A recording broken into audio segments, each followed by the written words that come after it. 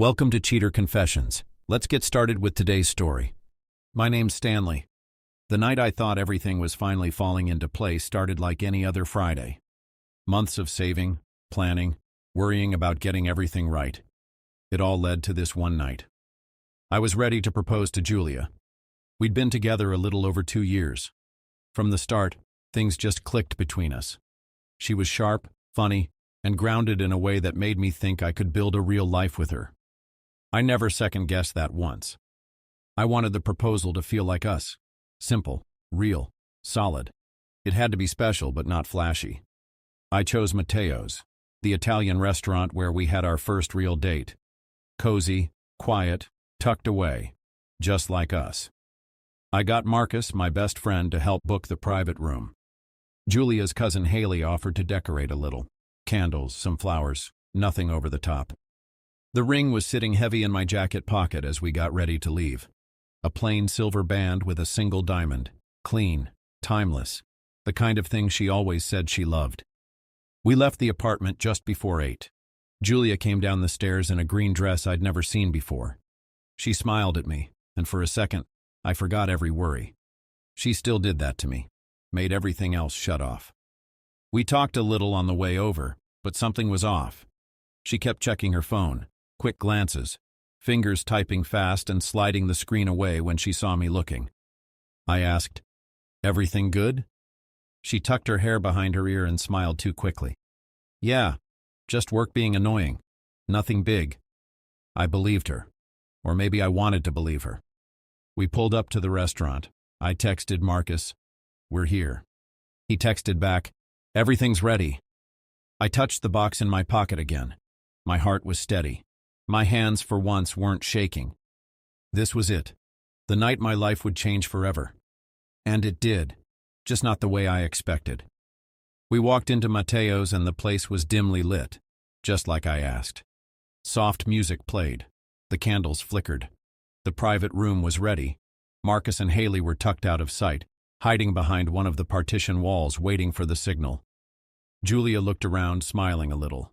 "Wow," she said. "This is nice." Nice. Not amazing, not breathtaking, just nice. I brushed it off. I had one shot at this and I wasn't going to let nerves get to me. We sat down, menus untouched. The waiter brought out 2 glasses of wine without asking, another small detail I'd arranged.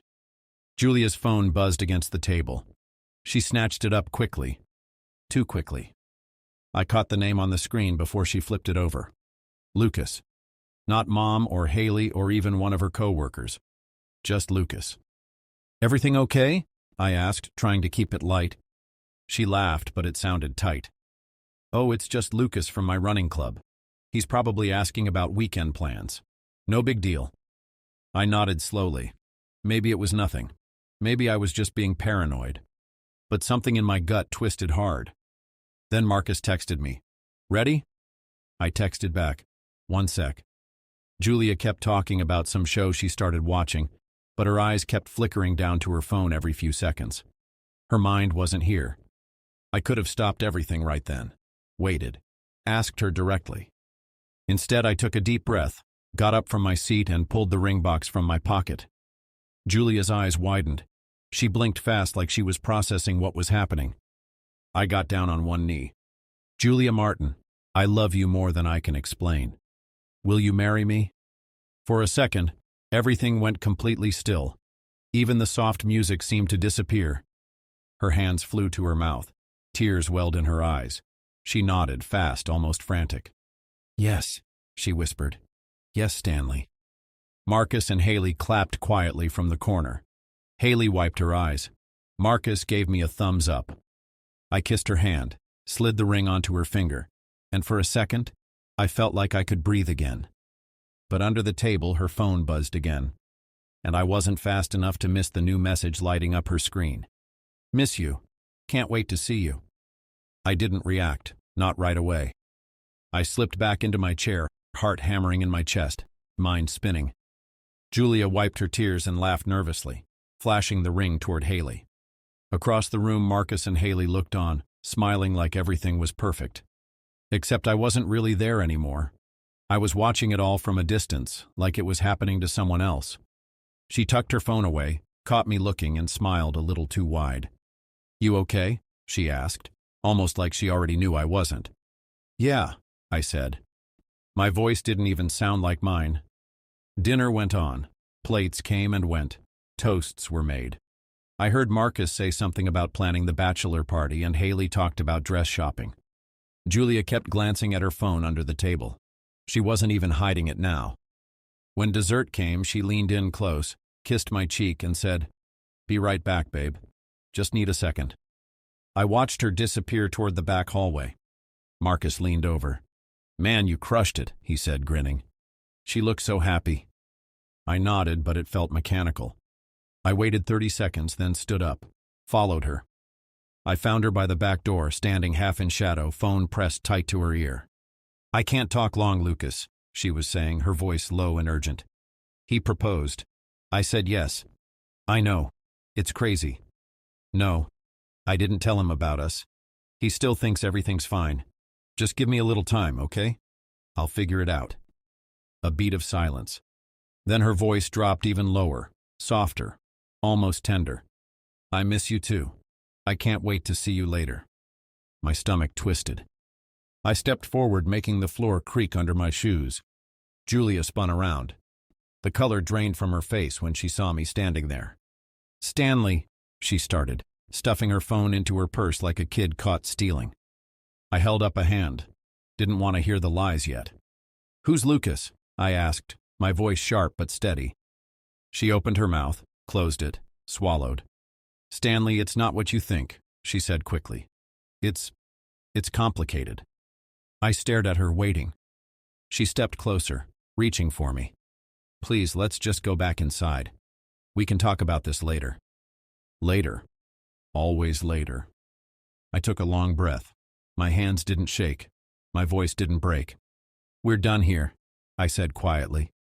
"You can stay and finish the show if you want. I'm leaving." And then I turned and walked away.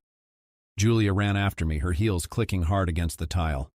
"Stanley, wait," she hissed. I didn't stop. I shoved open the front door of the restaurant, the night air hitting me hard, waking me up. She caught up outside, grabbing my arm. "Stanley, please just listen to me," she said, breathless. I shook her off, turned to face her. "You said yes to me," I said, my voice steady. "Then you told him you miss him." She froze. "You lied to my face," I added. "What part of that am I getting wrong?" She blinked fast, tears starting to fill her eyes. "I didn't plan this," she said. "I was confused. Lucas, it's nothing serious. It's stupid. It didn't mean anything." "Didn't mean anything?" I repeated. "You were sneaking around outside during your engagement dinner." She opened her mouth, but nothing came out. Behind her, Marcus and Haley pushed out the door, looking confused. Marcus caught my eye, saw my face, and knew instantly something was wrong. "You lied to me," I said, "and you're still lying." Julia's face crumpled. "Please don't do this here," she whispered. I laughed once, short and ugly. "You already did." Julia tried again. "I love you, Stanley. I do. I was just scared. That's all. It's a mistake.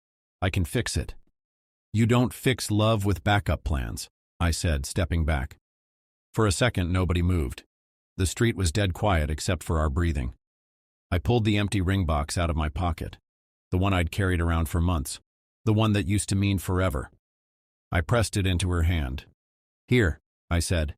"You're going to need it for someone else." Her hand closed around it automatically. She stared down at it, mouth open, shock written all over her face. I didn't give her a chance to say anything else. I turned and walked to my car, got in, drove away, and I didn't look back once. When I got home, I locked the door behind me. Then I grabbed a chair and jammed it under the handle. Something solid, something that would keep her out. I wasn't going to listen to apologies. I wasn't going to let her walk back in like nothing happened. I dropped the keys on the counter, sat on the couch, and stared at the wall. It was supposed to be one of the best nights of my life. Instead, it felt like somebody had pulled the ground out from under me. Julia came after a while. I heard her knocking, first soft, then harder. calling my name. I didn't move. After a few minutes, the knocking stopped. I waited, listening to the silence press against the door. Eventually, I heard her footsteps fade away. Julia kept texting all night. Apologies. Please. Promises. I made a mistake. It didn't mean anything. Please, let's talk. I didn't answer. I wasn't ready to hear more lies. Not yet. The next morning, I called a locksmith. Had the locks changed before noon. New keys, new rules. She wasn't getting back in. 3 days passed. I went to work, hit the gym, pretended like everything was fine. Then I cleared out the apartment, packed up every piece of her, the clothes, the books, the framed pictures she loved to hang everywhere. I boxed it all up and dropped it at her parents' house.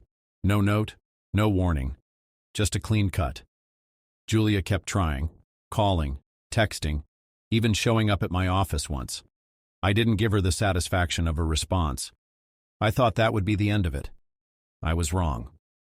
On Thursday night, I got a call from a number I didn't recognize. I almost let it go to voicemail, but something in my gut told me to answer. Hello? The guy on the other end cleared his throat. He sounded young, nervous. Is this Stanley? He asked. Yeah. Who's this? It's Lucas, he said. I stood up, heart already pounding. What do you want? He hesitated. I thought you should know. I didn't know she was with someone. Julia told me she was single. I didn't say anything, just listened. We met at the gym like 4 months ago, he continued. She said she was seeing someone casually, but it wasn't serious. I didn't even know your name until last week. Silence stretched between us. I ended it when I found out, he said. I told her it wasn't right. She said she didn't want to lose either of us. My hands clenched into fists. Look, man, Lucas said, voice low. I'm sorry. If I'd known, I would have stayed away. I swallowed hard. Thanks for telling me, I said. Then I hung up. I sat there for a long time, staring at nothing. 4 months. While I was planning a future with her, she was hedging her bets. Still unsure. Still shopping around.